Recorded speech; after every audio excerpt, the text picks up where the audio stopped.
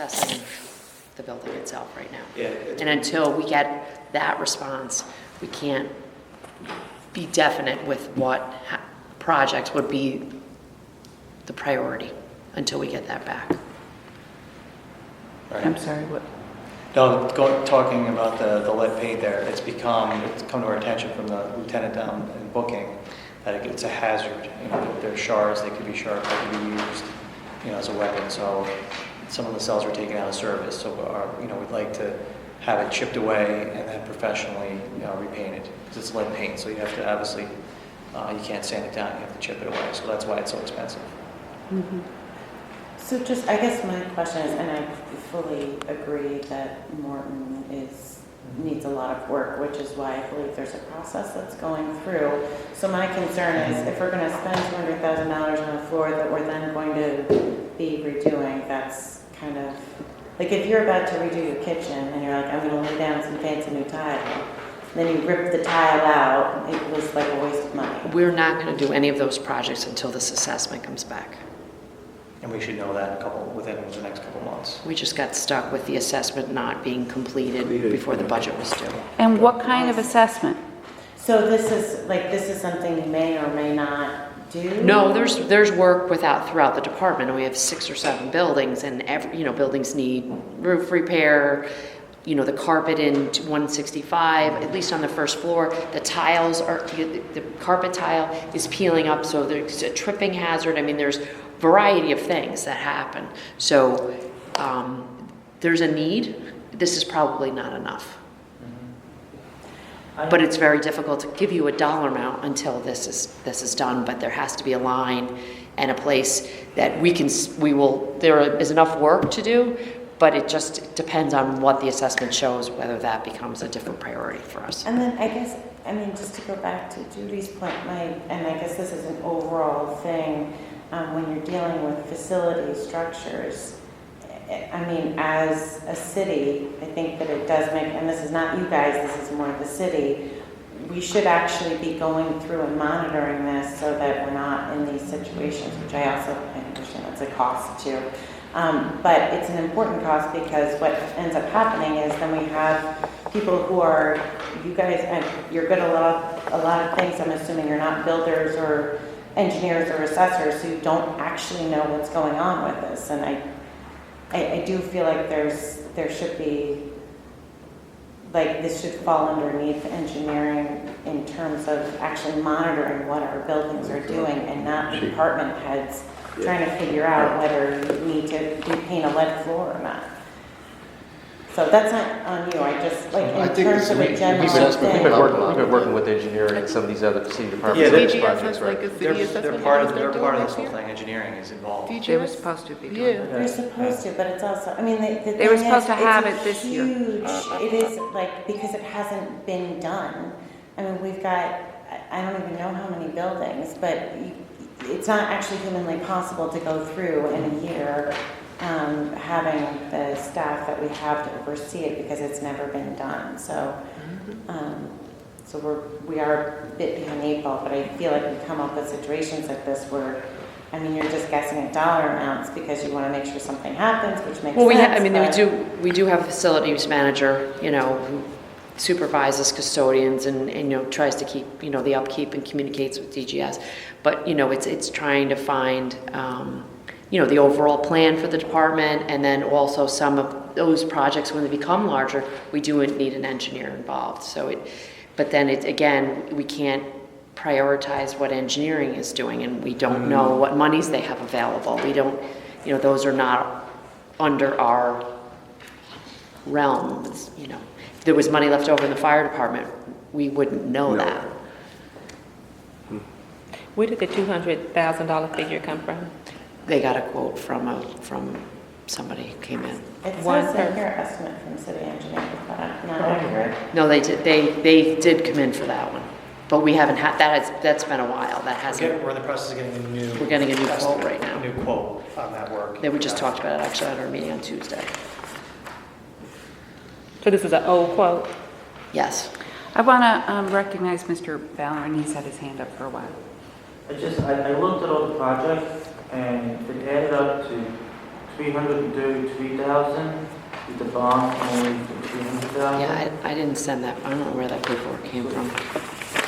So that's one thing, and the other thing I have. What, you don't know what paperwork? The 300, that's 330. I didn't, that wasn't anything I provided. Where's the 330? I'm sorry. Is that including vehicles or just? No, I'm looking at the. I guess there's itemized projects under the vehicle, building improvements. That was only sent down as one. I'm not sure how they were split up. I see 4 projects, $25,000 for fence, $85,000 for new carpets, $23,000 for access fees, and $200,000, that's the big one, for the paint removal. And We were waiting, just so you know, too, we were waiting to get, there was an old bond for the cell blocks, and we got a legal opinion that we could not use that money to abate the paint and repaint. I'm not sure why, but that just came this week. We were given that legal opinion, we could not use it for that. So that bond that was sent to be closed out. So it was, you know, if we had the $50,000 left over, plus the 300, we would have had enough money to do all those projects. so do you need an amendment so that it's $333,000 to fit all the projects? Again, I don't know until those quotes come in, plus we're waiting on the assessment for South Station. And I guess this question is for the city. I'm looking at this is going to be a 30-year bond. That seems a bit more for a $200,000 bond and maintenance on properties. I mean, anything above 15 years, I think maybe the lifespan of the carpets. I mean, I know we want to get the most out we can out of carpets, but I mean, 15, 20 years, 30 years, I think might be a little bit too much to act, as well as the access system, that may be outdated in 10 years. So I'm just wondering if that's something we can look to shorten from 30 to 15, 10 to 15 years. Is that a bond for 30 years, or is that the expected usable life for the? That's a bond for 30 years. We don't decide. Which is unusual, I haven't seen one for 30 years. The carpet has been there for 18 years as of right now. I'm not sure how long the building was there before we took it over. So here's part of my struggle with this. When I do painting in my house, a painting project in my house, I don't go out and get a home improvement loan. It is basic maintenance. You know, I need to, you know, replace a window or two here and there. That's basic maintenance that needs to be done. Replacing carpeting, I would never, you know, unless I was doing like an overhaul of, you know, an entire. We're doing all of 165 Henry Johnson Boulevard.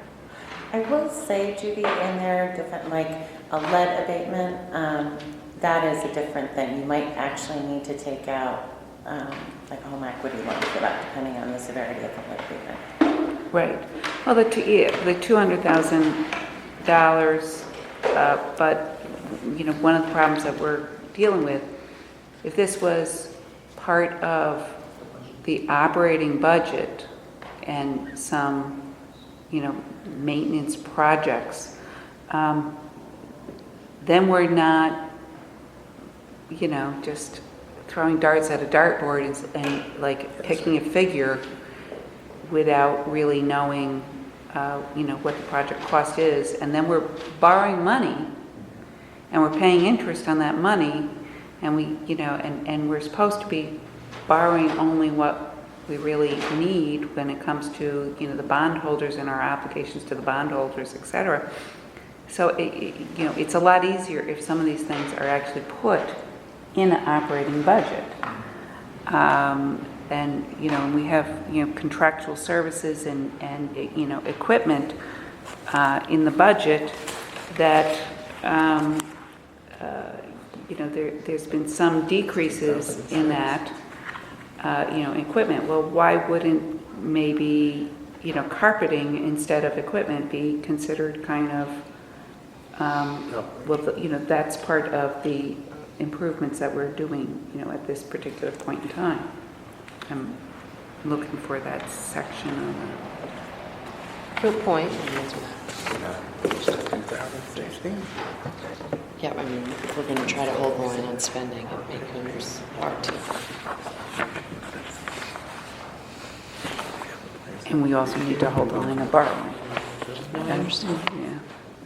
Yeah. And Mr. Balloran's point about this being 30 years, that is much more for your typical capital improvements to a building that would involve windows and... Yeah, we don't decide that.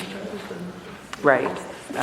But part of the reason why we're then, we have a bond drafted in that manner is because it's being treated as though it's typical improvements to city buildings as opposed to some stuff that might be just, maintenance, routine upgrades kind of thing that, belongs in a budget. And they're meshing a number of these projects together. The carry card access, the card access system for all PD facilities, that's $23,000. What is that about? The key fob system allows officers to have one key swipe to allow access to all the buildings, registers who access the building and find it. Is this for, we have that now. Is this additional for an additional facility or? I believe it's, yeah, all sold. It's not all yet. So, Mr. Blaze, key card system, do you think that that's really an appropriate thing to be bonding for? I'm not questioning the expense, that it might be appropriate for, an expenditure, but is that really the, We would not be opposed to amending that and putting that in the operating budget.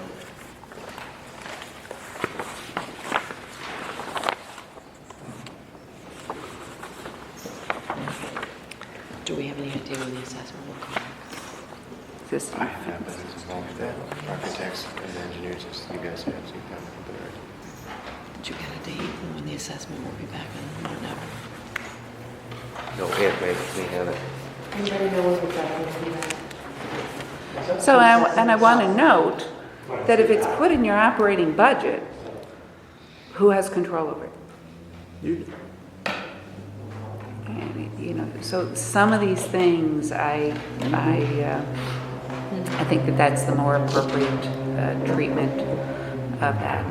Any further questions on this at this time? I think we're going to be discussing some of the stuff more, as Hopefully, if we meet again before you decide, because I know sometimes you have subsequent meetings, especially just on capital. Hopefully, the assessment will be completed at that point, and we will have a more solid quote for the paint and the abatement at that time. Yeah, so I anticipate the committee is having its first more global discussions about the budget without any of the departments, not that you can't attend, but without a department presentation, but just, okay, now we've had the presentations, is there more information we want? Where are we looking at going with the budget? That will take place on October 30th is our first meeting, and then we have about 3 meetings after that. We really need to be finalizing documents by about November 8th on this. If somebody could The reach out. the administration has had a lot of time to put together and, stuff, and we have essentially a month and a half for us to do our complete review of all of the departments and, and trying to get the information that we need to make informed decisions about this and trying to make our best decisions, about it. So I think, are we done? Right, thank Motion you. to adjourn? Thank you. Thank you. All in favor?